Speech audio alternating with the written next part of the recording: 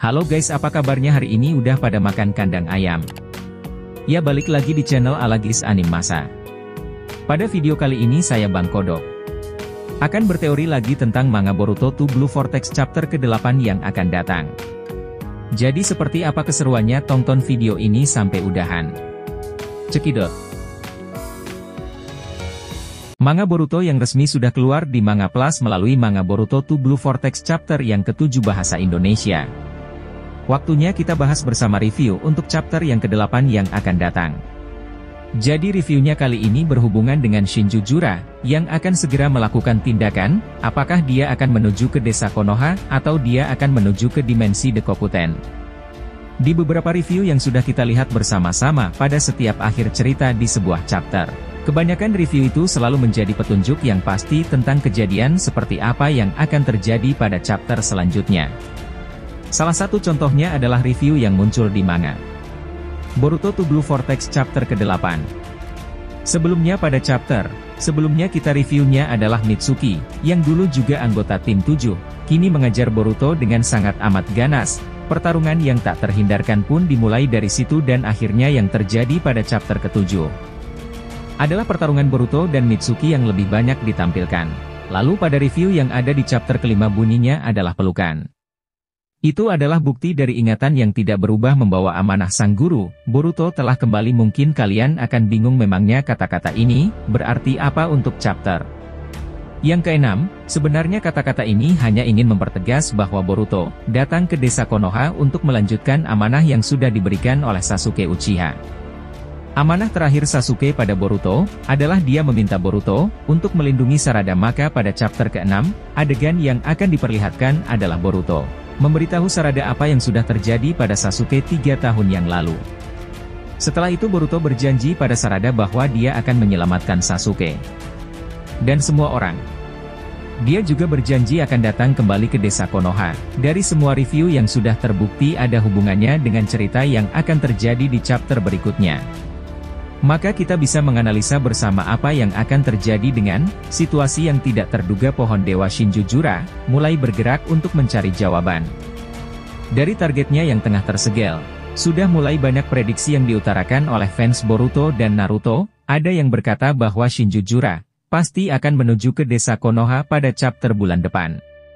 Ada juga yang mengatakan bahwa Shinju Jura pergi ke dimensi Dekokuten dan langsung bertemu dengan Naruto Uzumaki. Di sana hanya ada 3 kemungkinan, itu saja yang bisa kita bayangkan, yang akan terjadi. Kira-kira dari 3 kemungkinan itu kemungkinan mana yang punya keakuratan yang sangat tinggi? Mari kita bahas satu persatu. Dan kemungkinan yang pertama, beberapa fans Boruto meyakini bahwa Shinju Jura akan datang ke desa Konoha, karena dia tidak tahu Naruto Uzumaki ada dimensi Dekokuten. Yang mereka tahu Naruto Uzumaki, itu ada di desa Konoha, sementara kalau prediksi dari Bang Kodok sendiri, Jura sudah tahu kalau Uzumaki Naruto disegel dalam dimensi Dekokuten. Ada beberapa alasan kenapa saya menyimpulkan bahwa Shinju Jura mengetahui hal tersebut. Alasan yang pertama adalah dari tulisan yang ada di reviewnya. Di tulisan itu jelas mengatakan bahwa pohon Dewa Shinju Jura mulai bergerak untuk mencari jawaban dari targetnya yang tengah tersegel.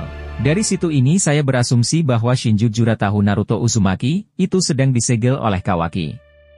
Alasan yang kedua adalah semua Shinju mengenal semua karakter yang ada di cerita era Naruto. Seharusnya ini bisa menjadi bukti kalau mereka memang tahu apa saja mengenai dunia shinobi ini. Alasan yang ketiga adalah alasan utama kenapa Shinju Jura membaca buku. Kalian pasti tidak pernah bertanya-tanya kenapa Shinju Jura membaca semua buku-buku yang ada di dunia shinobi untuk bisa menemukan jawabannya. Kalau menurut pandangan saya, dia baca buku itu karena dia tahu Naruto Uzumaki saat ini sedang tidak bisa ditanyai. Tapi setelah dia membaca semua bukunya ternyata tidak ada satupun dari buku itu yang bisa memberikan Shinju Jura jawabannya. Nah, inilah kenapa Shinju Jura pada akhirnya berkata mungkin sebaiknya aku pergi menemui Naruto Uzumaki. Saya beri contoh, misalnya ada orang mencoba cari penjelasan tentang kenapa 100. Orang itu pun pasti mencari jawabannya di beberapa buku yang bisa dia akses. Tapi dia tidak menemukan jawabannya sama sekali. Lalu pada akhirnya dia pun akan berkata, mungkin sebaiknya aku pergi menemui sang guru matematikaku. Pernahkah kalian berpikir kenapa orang itu tidak langsung saja bertemu dengan sang guru matematikan?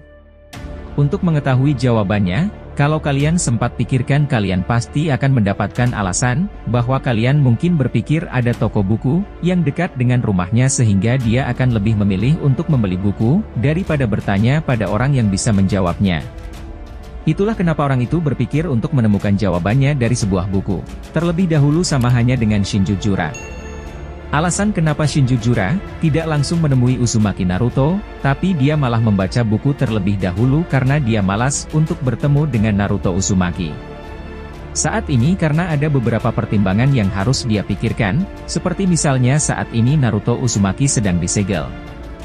Bagaimana cara dia bertemu dengannya? Karena dia malas memikirkan caranya, dia memilih untuk membaca buku dulu saja, karena lebih mudah dilakukan jika Shinjujura tahu Naruto Uzumaki ada di dimensi Daikokuten, maka dia harusnya tahu apa efeknya dari dimensi Daikokuten itu. Harusnya Shinjujura tidak akan bisa pergi ke sana jika dia tidak memiliki mata yang sama seperti milik Kawaki, maka Shinjujura akan memikirkan sebuah rencana bersama para Shinju, agar Kawaki bisa mengeluarkan Naruto Uzumaki dari dimensi Daikokuten. Seharusnya cara agar mereka bisa memaksa Kawaki untuk mengeluarkan Naruto Uzumaki adalah dengan mengancamnya. Saat ini Kawaki tidak hanya sedang melindungi Naruto Uzumaki, tapi dia juga sedang melindungi hal-hal yang dilindungi juga oleh Naruto Uzumaki.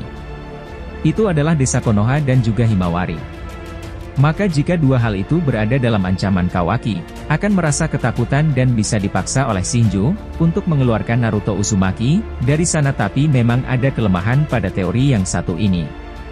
Kelemahannya adalah kalaupun Kawaki menuruti perkataan Shinju, berarti Naruto Uzumaki sama saja dengan cari mati, maka lebih baik daripada membiarkan Naruto Uzumaki mati.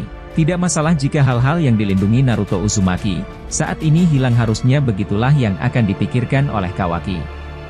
Mungkin akan lebih masuk akal jika Shinju bisa merebut kekuatan mata Kawaki. Cara agar Shinjujura bisa merebut kekuatan Daikokuten adalah dengan cara memakan Kawaki, atau menyerap cakra yang dimilikinya, atau mungkin bisa juga dia akan membangkitkan mata tersebut setelah bertarung, habis-habisan melawan Kawaki. Teori ini bisa saja salah. Saya akan coba menerima masukan dari kalian jika kalian punya alasan yang masuk akal. Apakah Shinjujura akan pergi ke desa Konoha, atau ke dimensi Daikokuten? Silakan tulis pendapat kalian di bawah kolom komentar. Lalu hal berikutnya yang buat kita penasaran adalah apa sebenarnya pertanyaan Shinjujura yang akan ditanyakan ke Naruto Uzumaki. Kenapa harus Naruto Uzumaki yang menjawabnya? Kenapa dia tidak bertanya kepada Boruto atau Kawaki? Ada satu alasan yang sudah dipikirkan mengenai hal ini. Alasan itu adalah Shinjujura ingin bertanya pada Naruto Uzumaki tentang kenapa dia terus berjuang untuk hidup di dunia ini. Shinjujura akan bertanya seperti itu karena dia pasti penasaran kenapa planet bumi tidak hancur. Sejak dulu harusnya planet bumi akan hancur setelah Jubi berhasil ditanamkan di planet ini.